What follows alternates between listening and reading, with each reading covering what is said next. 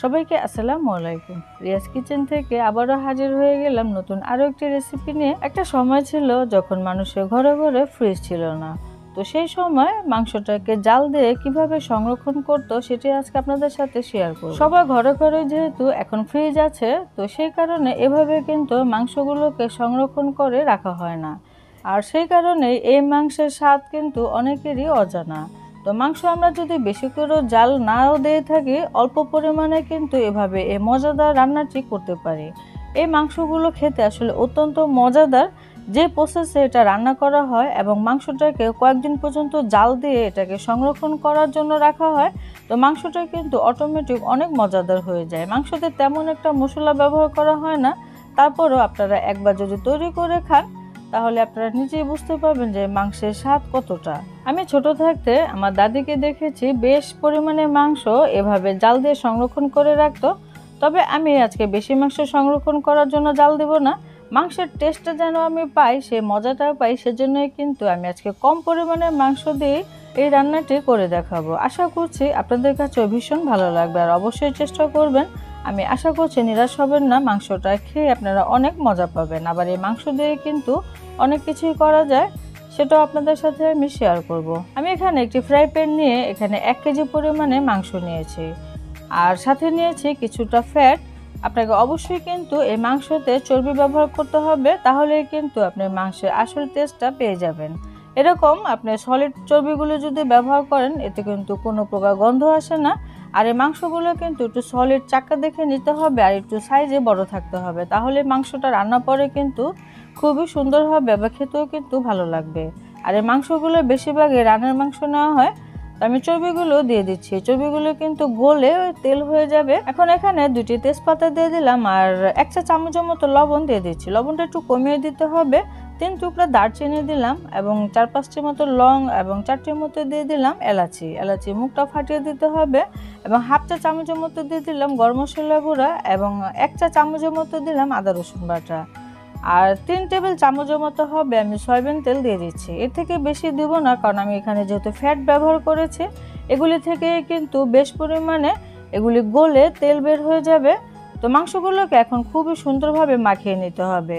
এই মাংস রান্নার সময় আপনারা যদি কোনো প্রকার ফ্যাট ব্যবহার করতে না চান, সেক্ষেত্রে তেলের পরিমাণটা অবশ্যই বাড়িয়ে দেবেন, কারণ এই সংরক্ষণ করা মাংসগুলো কিন্তু তেল অথবা চর্বি এই দুটোর একটাতেই কিন্তু ডুবিয়ে রাখতে হয়, তা না হলে মাংসগুলো কিন্তু নষ্ট হয়ে যাবে। তো আজকে ভিডিওটা যদি ভালো লাগে, ভিডিওটি অবশ্যই লাইক করে দেবেন এবং শেয়ার করে দেওয়ার অনুরোধ থাকবে।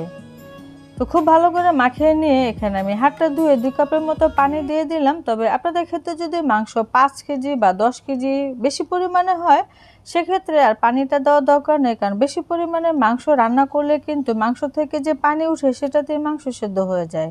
আমি যেহেতু কম রান্না করছি, সেক্ষেত্রে পানি দিয়ে দিলাম। তো চুলায় আমি বসিয়ে দিয়েছি, মাংস বলক এসে গেছে। আর মাংসটা সেদ্ধ হওয়ার সময় যদি দেখি আমার কিছুটা পানি লাগবে, সেক্ষেত্রে আরও কিছুটা গরম পানি আমি দিয়ে দেব। তো মাংসগুলোকে এখন আমি নেড়ে চেড়ে দিচ্ছি। এখন চুলাটাকে আমি একবারে লোতে করে দেব, দিয়ে আবার ঢাকনা দিয়ে অপেক্ষা করছি মাংসটা পুরোপুরি সেদ্ধ হয়ে আসার আগ পর্যন্ত। তো ফিরে এলাম আমি ঠিক 1 ঘন্টা পর। এর মধ্যে মাংসটা আমার 80% সেদ্ধ হয়ে গিয়েছে। আর কি পরিমাণে চর্বি থেকে তেল বের হয়েছে আপনারা দেখে নিশ্চয়ই বুঝতে পারছেন। সবগুলো চর্বি কিন্তু গলে গিয়েছে, আর সেই চর্বি থেকেই কিন্তু এরকম তেল হয়েছে। আর এই চর্বি বা তেলের মধ্যে কিন্তু এই মাংসগুলোকে ডুবিয়ে রাখতে হয়, তাহলে মাংসটা ভালো থাকে। আপনারা অবশ্যই মাংস বেশি নিলে চর্বির পরিমাণও কিন্তু বেশি নেবেন।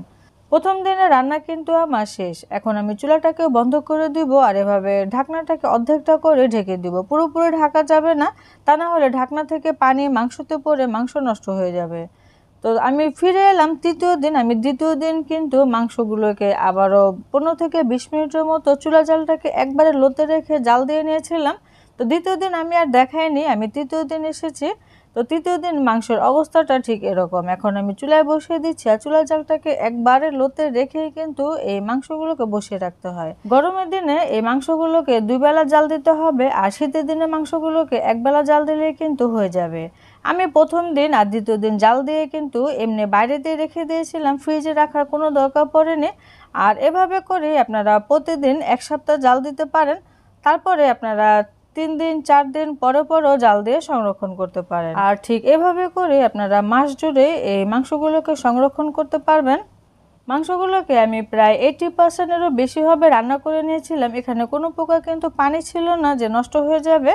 তো সেজন্য আমি মাংসগুলোকে একবেলায় জাল দিয়েছিলাম। এই মাংসগুলো আমি 2 দিন জাল দেওয়ার পরে কিন্তু ফ্রিজে রাখিনি, এটা বাহিরেই ছিল। জমাট বাঁধা চর্বিগুলো কিন্তু ছুটে গিয়েছে, মাংসগুলো আলাদা হয়ে গেছে। আর মাংসের কালারটা দেখে নিশ্চয়ই বুঝতে পারছেন কতটা সুন্দর হয়েছে। মাংসগুলো আমার জাল দেওয়া হয়ে গিয়েছে, কালারটাও খুবই সুন্দর এসেছে, মাংসগুলো সেদ্ধ হয়ে গিয়েছে। 3 দিন জাল দেওয়ার পরে আমি এখন আর জাল দিব না, মাংসগুলোকে আবার 2 দিন বা 3 দিন পরে একবার জাল দিব। আমি এখন চুলাটাকে বন্ধ করে দেব। আমি প্রায় 15 থেকে 20 মিনিটের মতো চুলার জালটাকে লোতে রেখে রান্না করে নিলাম। তো একটি মাংস আমি কাছ থেকে আপনাদের একটু দেখিয়ে শেয়ার করছি। মাংসগুলো খুবই সুন্দরভাবে কিন্তু সেদ্ধ হয়ে গিয়েছে, আপনারা দেখে নিশ্চয়ই বুঝতে পারছেন। আর মাংস থেকে যে এত সুন্দর একটি ফ্লেভার বের হয়েছে, যেটা আপনারা তৈরি না করলে অনুভবই করতে পারবেন না। মাংসগুলো যদি খাওয়া হয়ে যায় এবং এরকম তেল চর্বি যদি রয়ে যায়, সেগুলো দিয়ে আপনারা কিন্তু পরোটা ভাজতে পারবেন বা খিচুড়িতেও ব্যবহার করতে পারবেন। কারণ এই তেল চর্বিটা খেতেও কিন্তু অত্যন্ত মজাদার, কারণ মাংসের ফ্লেভার কিন্তু এই তেল চর্বিতে মিশে গেছে। তো মাংসটা আসলে আপনারা দেখে নিশ্চয়ই অনুভব করতে পারছেন কতটা লোভনীয় হয়েছে। তো আমার জাল দেওয়া হয়ে গেছে, আমি ঠান্ডা করে এখন পরিবেশন করে আপনাদের সাথে শেয়ার করছি। এই মাংসগুলো যখন পুরোপুরি ঠান্ডা হয়ে যাবে, তখন কিন্তু এই মাংসগুলো চর্বি দিয়ে জমাট হয়ে যাবে। আপনারা এরকম চাইলে কাঁচের বয়মে ভরে নর্মাল ফ্রিজে রেখে দিতে পারেন বা একটি বক্সে ভরে নর্মাল ফ্রিজে রেখে দিতে পারেন, তাহলে জাল দেওয়ার দরকার পড়বে না।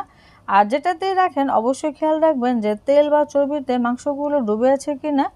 তো আমি একটি ভেঙে আপনাদের সাথে শেয়ার করছি কতটা সফট হয়েছে, আপনারা দেখে নিশ্চয়ই বুঝতে পারছেন। এই মাংসগুলো দিয়ে কিন্তু কষিও রান্না করা যায়, আলু ঝোল তরকারি, আবার এই মাংস দিয়ে ভর্তাও তৈরি করা যায়। সবই আপনাদের সাথে আমি আস্তে আস্তে শেয়ার করব, তবে আমার সাথেই থাকবেন। এই মাংস গরম ভাতের সাথে খেতে যে কতটা মজাদার, যে না খেয়েছেন সে বুঝতেই পারবেন না, আর যে খেয়েছেন সে তো জানেনই যে কতটা মজার। এক টুকরো মাংস নিলে কিন্তু 1 প্লেট ভাত অনায়াসে খাওয়া হয়ে যায়। আর এই মাংস দিয়ে এই মাংসের মজাদার ভর্তাটিও আপনাদের সাথে শেয়ার করব নেক্সটে। তো আশা করছি আজকের রেসিপিটা আপনাদের কাছে ভালো লেগেছে। ভালো লাগলে অবশ্যই ট্রাই করবেন, আর আপনারা কিভাবে তৈরি করেন সেটাও আমাকে জানাতে পারেন। আর আমার রেসিপিটি কেমন হলো সেটাও আমাকে জানাতে পারেন। সবাই অনেক বেশি ভালো থাকবেন, সুস্থ থাকবেন। আজকের মতো বিদায় নিচ্ছি, খোদা হাফেজ।